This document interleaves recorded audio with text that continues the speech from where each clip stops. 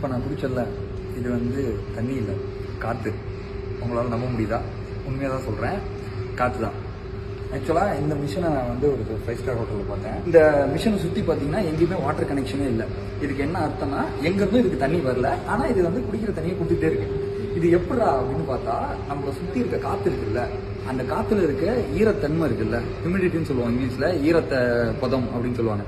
அதை வந்து தனியாக மாற்றுது. இதில் படித்தா ஒருத்தங்க வந்து ஸ்டார்ட் அப் பண்ணி இதை கிரியேட் பண்ணியிருக்காங்க. 844 மில்லியன் பீப்புளுக்கு வந்து நல்ல தண்ணியே கிடைக்கிறது இல்லை உலகத்தில்.